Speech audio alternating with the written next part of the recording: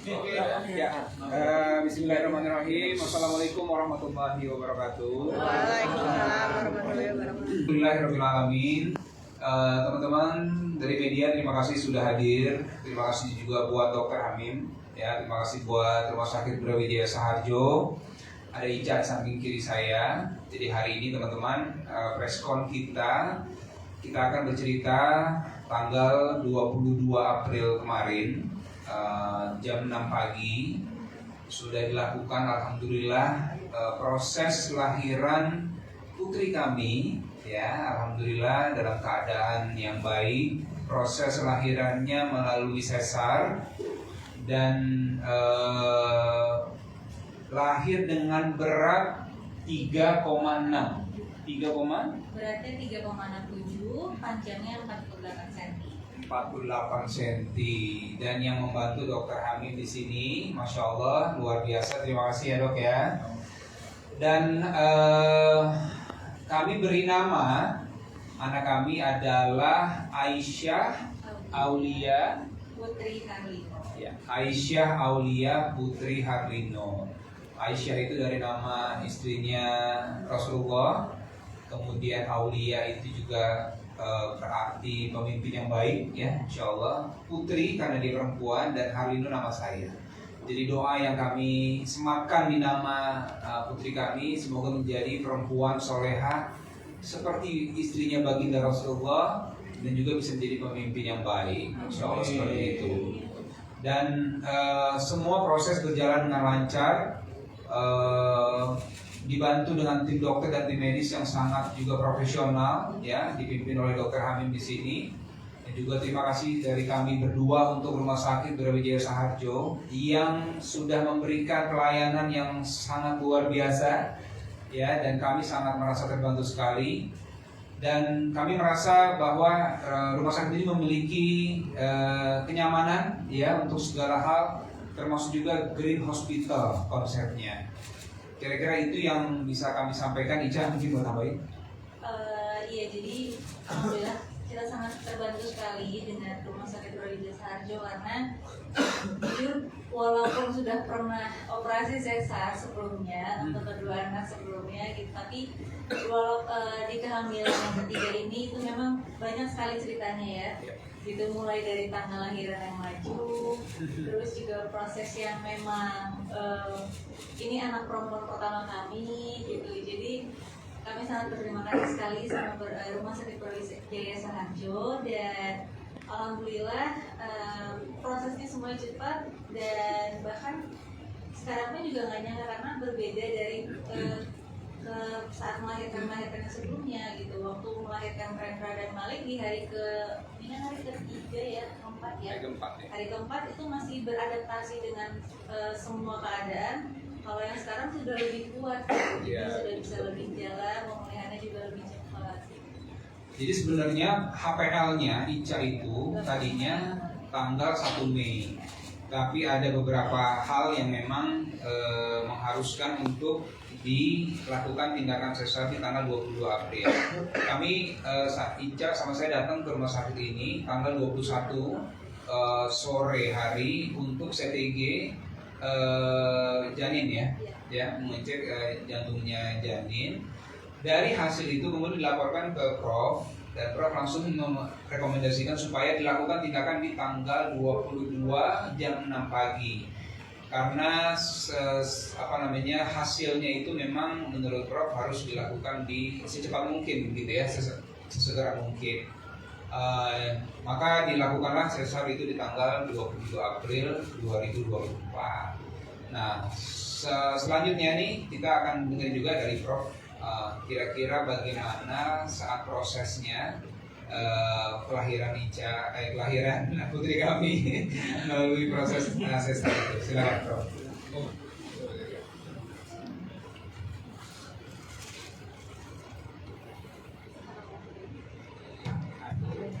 Terima kasih.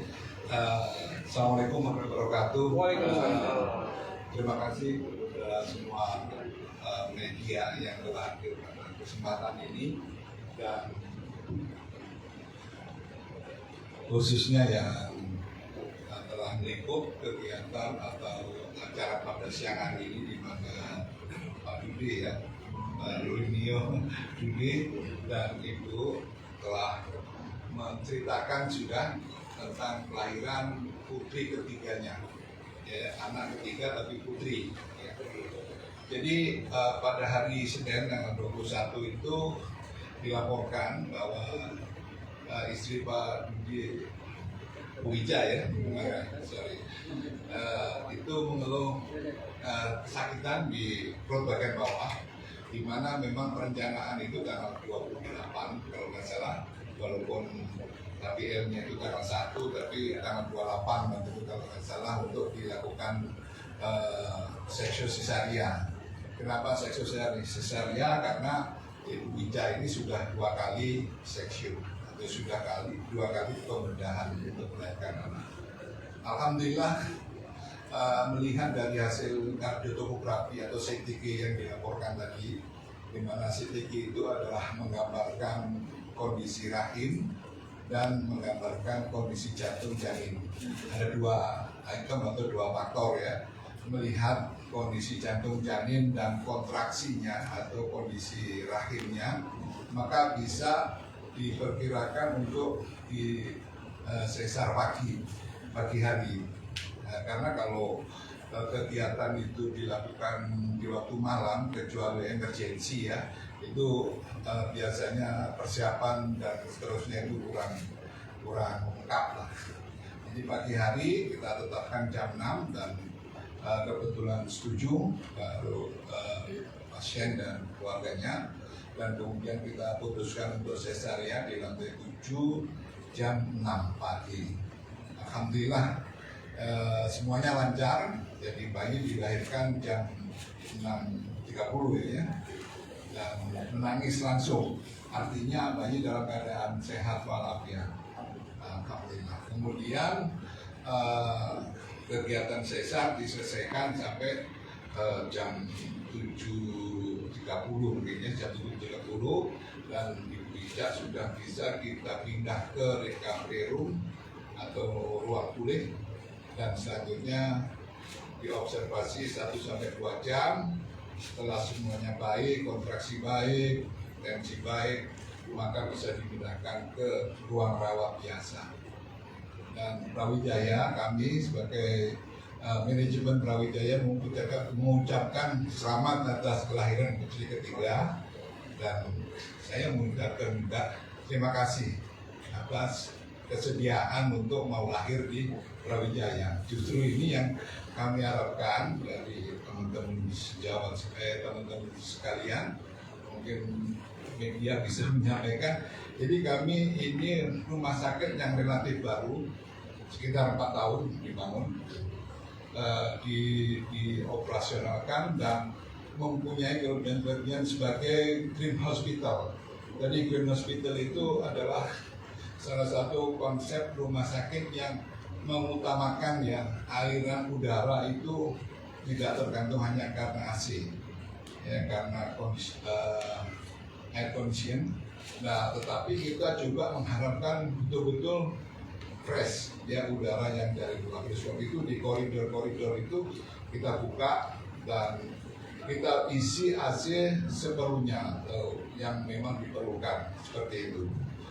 Nah, kami Rumah Sakit Brawijaya ini adalah rumah sakit salah satu yang terbesar di antara rumah sakit yang dimiliki Brawijaya Investama, dan kami sebagai General Hospital, dan kami punya beberapa ambulans, salah satunya ya tentu dengan tingkat operasi yang sulit, baik itu operasi jantung mau operasi bedah sesar, seperti plasenta akreta itu salah satunya di sini tempatnya.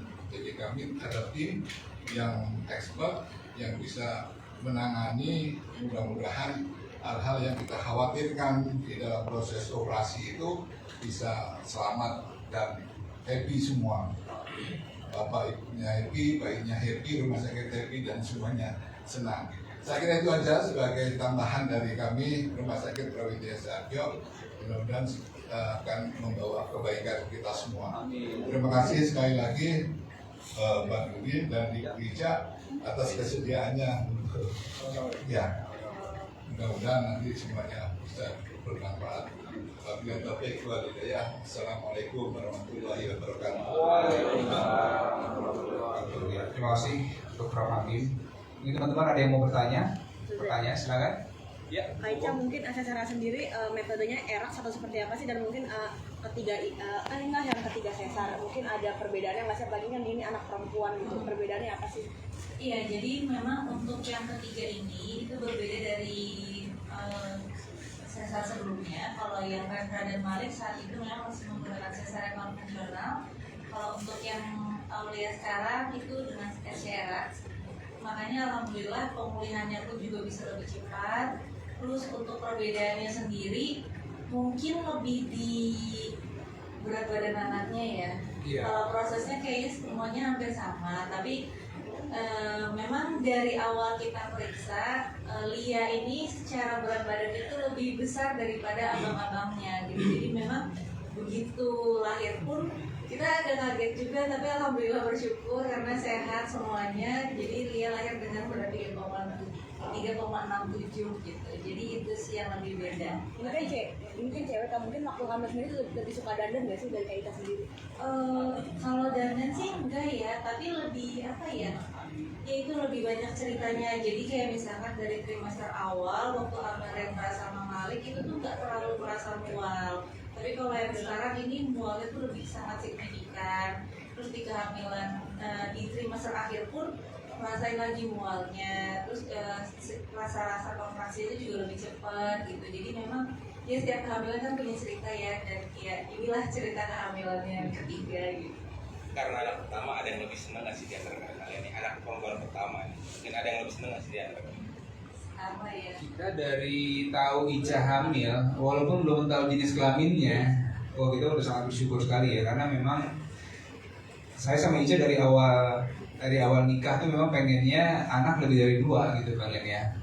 Nah jadi waktu tahu Ica hamil, wah kita bahagia sekali. Ditambah begitu tahu 99% kata dokter adalah perempuan. Wah masya Allah nih, jadi lengkap gitu ya. Jadi insya Allah secantik ibunya, ya.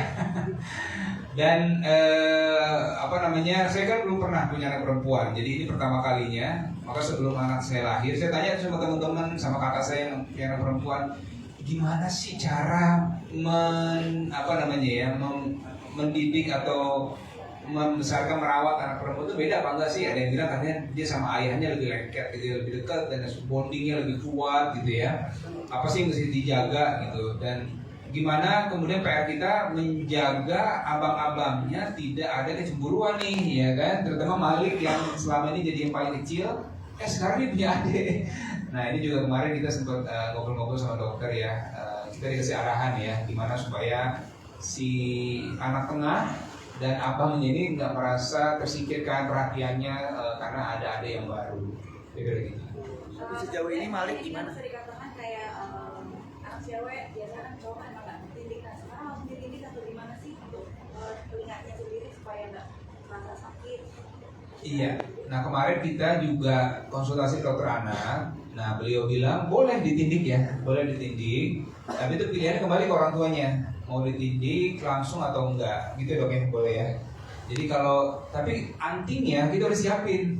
Nah ya, hadiah dari adik Ica ya. Hadiah dari adik Ica, jadi karena kan adik Ica anaknya perempuan semua, jadi ngasih hadiah anting. Jadi kalau misalkan memang kita memutuskan untuk langsung ditindik, artinya udah ada. Nah ini karena kita hari terakhir kita mau putuskan, kita mau tindik apa enggak hari ini. Iya. Jadi kita lihat ya. Aduh deh, Maksudnya ada udah tiga kali, maksudnya 3 kali sesar dan anak perempuan udah dapet ya kan nanti udah nggak mau punya hubungan lagi. Apa di steril? Seperti apa? begitu. Kalau 3 kali sesar. Itu nanti kita bahas berdua ya, bagaimana. Karena kan yang hamil Ica ya. Kalau saya kan bagaimana persetujuan Ica ya. Kalau Icanya siap ya monggo, bismillah ya. Kalau saya sih 6, 7 3 ini buat kami berdua sudah alhamdulillah ya. Kita akan besarkan dengan sebaik mungkin. Tapi kalau nanti misalnya Ica bilang, ya kita tambah lagi misalnya gitu kan, wah saya sih siap, insya Allah ya. Dan ada Prof Hamid juga di sini kan, jadi insya Allah kita bisa konsultasi juga dengan yang ahlinya lah gitu ya, expert gitu, insya Allah. Maksudnya mungkin ada perasaan haru nggak sih saat mengajari perempuan? Nah itu ya, jadi waktu kan saya ikut ke ruang operasi, jadi sama Prof saya dikasih izin ya Prof, saya masuk ke ruang operasi, melihat semua prosesnya. Begitu tangisan pertama itulah yang bukan mengazankan, justru yang saya mengharukan pada saat dia nangis pertama kali diangkat sama Prof Hamid, Ica langsung nangis gitu ya. Terus saya masih bayang itu masih Rendra Malik waktu lahiran, dan harunya di situ sih saya. Terus melihat pertama kali dokter anak membersihkan, kemudian saya lihat wajahnya. Pertama yang ada di kepala saya ini Rendra banget waktu pertama kali lahir, ya. Mukanya Rendra banget, tapi juga mirip saya masih kecil gitu. Jadi perpaduan itulah, itu satu keajaiban. Jadi Allah berikan sesuatu yang luar biasa lah. Tapi kalau buat saya mengharukan saat pertama kali dengar tangisan dia. Kemudian waktu diangkat, Prof yang angkat gitu ya, saya lihat Pak ini anaknya udah lahir, wah itu udah nggak bisa nahan air mata. Saya lihat Ica juga udah nangis ya. Jadi boleh Ica gimana? Iya, jadi terharunya sama ya kalau pas lagi lahiran itu kan, karena kan kalau misalkan sesar itu ibunya kan nggak bisa melihat pas diangkat, jadi yang bisa melihat diangkat itu kan memang dokter dan juga pendampingnya gitu. Jadi pas dengar tangisan, karena itu yang bisa menandakan bahwa bayinya sehat atau enggak gitu kan. Jadi begitu kita dengar tangisan pertama itu langsung bersyukur banget, langsung alhamdulillah, dan begitu dikonfirmasi bahwa perempuan ya Bu bayinya gitu ya, itu kita kayak wah ternyata benar gitu, 99% dan akhirnya menjadi 100. Bisa dikatakan sekarang itu udah ada teman ceweknya nih gitu, boneka ceweknya gitu dengan boneka itu seperti apa sih? Mungkin nanti Kak Dodi jangan kaget kalau tiba-tiba udah diikat rambutnya. Apakah diikat rambutnya? Enggak. Oh. Iya. Terus tiba-tiba bajunya kembar gitu kan. Karena kan biasanya kalau perempuan tuh lebih gemes ya sama sesuatu yang couple gitu kan. Jadi terus nanti kalau misalkan katanya kan anak perempuan itu lengket sama ayahnya. Jadi mungkin ayahnya juga harus siap kalau tiba-tiba harus bisa ngiketin rambut anaknya. Mungkin belajar dari ikat rambut ibunya dulu ya. Tapi kalau Ica ini persiapannya sudah beberapa bulan sebelum dia lahiran. Jadi beberapa tiba-tiba paket datang ke rumah, ya. Sekarang apa nih kok baju-baju perempuan, anak-anak kecil ya, baju-baju bayi, perlengkapan kan. Nah, ternyata Ica sudah menyiapkan itu, dan memang kalau Ica bilang pernak-perniknya memang lucu-lucu gitu. Nanti saya mau harus belajar juga. Seperti apa Bu? Dari 2 orang itu udah dikenalin terus responnya punya adik gitu. Nah jadi Rendra sama Malik waktu lahiran itu jam 6 pagi mereka nggak ada di rumah sakit ini, mereka masih di rumah tuh. Mereka baru sampai jam 8 ya? Mereka jam 10. Jam 10 ya? Soalnya tadi mau lebih, sebenarnya mereka tuh gini, kan kita datang ke rumah sakit hari Minggu tanggal 21. Terus kita memang sudah di situ kita kasih tahu ke mereka bahwa Bunda sama Ayah nggak pulang dulu ya, karena memang ternyata Bunda harus melahirkannya insya Allah besok pagi. Mereka pengen sebenarnya ikut, cuman kita memutuskan untuk kayaknya daripada nanti rebutan, dan ini kan sebenarnya agak dadakan ya gitu. Jadi nggak apa-apa di rumah dulu biar mereka juga cukup istirahat. Nanti begitu babynya sudah lahir, sudah masuk ke kamar, mereka bisa lihat dengan tenang gitu. Jadi akhirnya memang mereka datang itu di tanggal 22 sekitar jam 10 pagi, masuk kamar langsung yang dicari udah Assalamualaikum, babynya mana gitu. Dari depan lorong rumah sakit itu udah teriak-teriak mereka Mereka semua. belum tahu nama ya. Jadi dia mereka teriak Deru gitu ya. Deru tuh Malik ngasih nama adik baru, namanya Deru. Itu dari bulan pertama ya. Dari sebenarnya dari awal 2019 kan. Iya. Terus mereka tuh pokoknya manggil Deru, jadi dari lorong mereka udah teriak. Ici juga udah dengar dari kamar kan, cuma nggak bisa ngapain kayak, aduh, ya udahlah gitu. Begitu melihat sih mereka heboh banget sih antusias. Sampai hari ini begitu mereka pulang sore kan pagi sekolah, sebelum sekolah video call dulu tuh. Iya. Mana adik ya gitu. Jadi mereka semangat sekali. Nah ini kan bisa dikatakan sudah diarah apalagi yang cewek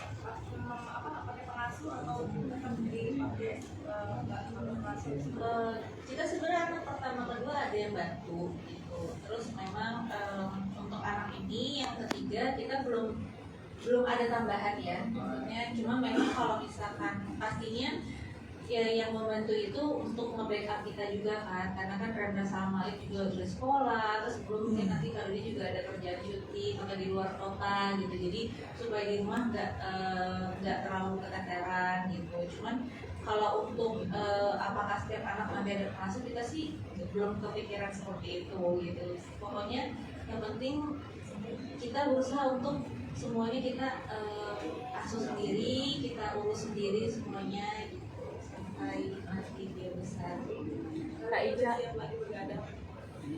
Oh udah, jadi udah dikasih tahu sama Prof ya, jadi begadang. Karena bayi memang kan ada fase-fase ya, jadi baru lahir menyusu tiap 2 jam ya, kita juga standby terus dari kemarin, makanya ini agak kurang tidur aja ya, tapi tetap cantik. Iya, oke ya. Jadi kita siaplah dengan semua konsekuensi harus kita jalankan, karena itu yang kita sudah alami juga di anak pertama dan anak yang kedua gitu ya. Jadi insya Allah siap untuk begadang. Kak Ica ada treatment khusus nggak sih? Kayak biasanya abis lahiran kan orang tua zaman dulu kan mungkin ada jamu atau apa yang masih kamu sampai anak ketiga ini? Sejujurnya dari anak pertama nggak ada sih, cuman memang mengikuti saran dokter aja justru. Jadi kalau mungkin ya perbedaannya, kalau zaman dulu kan disebutnya itu gurita ya, tapi kalau zaman sekarang kan sudah lebih modern, kita pakainya konsep gitu. Nah, jadi memang salah satu hal wajib yang perlu dipakai untuk ibu setelah melahirkan itu adalah korset. Kenapa ya? Karena untuk mengembalikan bentuk tubuhnya supaya seperti sebelum melahirkan lagi gitu. Dan ditambah kalau untuk kita yang operasi sesar itu untuk meredakan rasa nyeri juga di bagian jahitannya gitu. Jadi kayaknya itu sih. Tapi kalau untuk minuman khusus apa enggak, paling yang lebih diperhatikan itu adalah makanan, karena kan nanti apa yang dimakan itu akan lari ke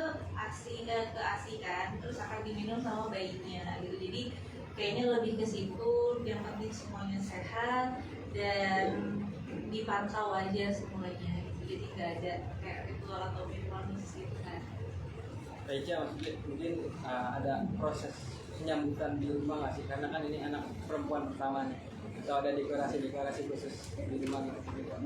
Dekorasinya udah Ica siapin 3 bulan yang lalu, jadi udah ada tuh di rumah ya. Tapi nggak yang terlalu heboh gitu, enggak sih ya. Paling memang barang-barang keperluan dia gitu, kayak box bayinya, kemudian perlengkapan semua lah yang buat dia nanti bisa pakai gitu ya. Tapi nggak ada yang terlalu heboh.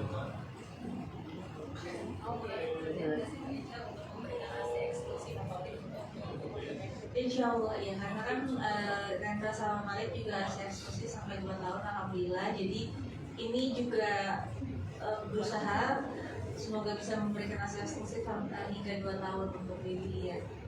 Kak Ica, mungkin jarak dari anak pertama sampai yang ini berapa mungkin sih jarak? Oke, kalau Rendra sama Lia bedanya itu 9 tahun. Kalau Malik sama Lia bedanya hampir 7 tahun. Jadi, karena kalau Rendra sama Malik bedanya itu 2,5 tahun. Jadi Rendra Malik cukup dekat, sama yang ketiga ini cukup jauh. Nah, ada ketaruhan nggak sih Kak untuk dalam mengurus bayi? Kan bisa dibilang ini jaraknya itu 7 tahun ya. Ada kagok sedikit. Masih inget gitu, cuman dia pasti perlu belajar lagi. Terus kayak ingat-ingat lagi cara mandiin bayi bagaimana, terus ganti popoknya seperti apa, terus bedongnya gimana supaya dia hangat gitu. Kalau saya agak bingung ya, ada beberapa bagian yang lupa gitu untuk ya cara gendong. Kemarin belajar lagi sama suster ya, kemudian cara mandiin bayi. Jadi kan tiap jam 6 pagi di rumah sakit ini dimandiin nih bayinya. Kemudian saya lihat langsung tuh gimana cara suster memandikan bayinya. Saya tanya pakai apa, kemudian airnya bagaimana, hangat apa enggak, dan segala macam. Jadi ya kita memang harus belajar lagi, kan 7 tahun yang lalu ya kurang lebih. Jadi memang harus banyak belajar supaya bayinya tetap sehat lah, insya Allah. Anak ketiga ketiga masih baby blues ya? Kenapa? Anak tiga dia masih bilang baby blues. Alhamdulillah enggak, dan jangan sampai ya. Tapi sejauh ini support system yang dari Sarude, dari anak-anak, dari keluarga, dari teman-teman, sahabat semua itu alhamdulillah baik sekali. Jadi mereka sangat mendukung dan benar-benar memberikan energi positif, terus masukan-masukan yang positif. Jadi insya Allah nggak ada sih. Tapi sebelumnya baby blues kan mungkin Enggak sih, enggak. Cuman waktu pas Rendra itu sempet karena kan itu kehamilan pertama dan anak pertama ya. Jadi ketika ya bayi kan ada masanya di mana dia nangis, terus kita bingung kayak tapi kok dia nggak mau nyusu gitu, dia nggak mau ngapa-ngapain. Nah itu di situ agak bingung tuh gitu. Terus cuman ditenangin sama suster kayak nggak apa-apa, ini hal yang biasa gitu, karena kita baru adaptasi juga, baby juga masih mencari semuanya gitu. Yang penting tetap tenang, jangan panik, dan dilakukan sepenuh hati aja semuanya gitu. Dan alhamdulillah ya udah bisa melewati fase oh iya nggak perlu panik kalau dia nangis, nggak perlu panik kalau misalnya tiba-tiba dia kenapa-kenapa gitu. Terima kasih. Mungkin ada saran apa dok dengan cacar ketiga ini dok? Ya, terima kasih. Jadi untuk wanita yang sudah operasi 3 kali, jadi biasanya dokter menganjurkan untuk tidak hamil lagi. Alasannya karena risiko terjadinya robek atau rupture rahim pada saat kehamilan di atas 6 bulan atau 7 bulan dan bayi sudah mulai besar, maka ada risiko robek. Apalagi kalau terjadi kontraksi. Nah, kalau robek maka akan terjadi pemindahan janin yang ada di dalam rahim ke rongga perut. Nah, kalau terjadi perpindahan biasanya bayinya meninggal. Yang mengalami perdarahan ya itu harus emergensi ya, harus segera dioperasi, tujuannya menyelamatkan itu. Tapi ada juga yang hamil sudah sesar 4 kali, 5 kali ya, tapi itu sangat individual ya, dan sangat beruntung benar-benar. Kalau bisa hamil 3 kali yang dilakukan sesar sebaiknya selesai. Jaraknya berapa tahun dok? Paling baik 2 tahun, tapi ya kalau sudah terlanjur hamil ya teruskan. Iya. Gimana Bude?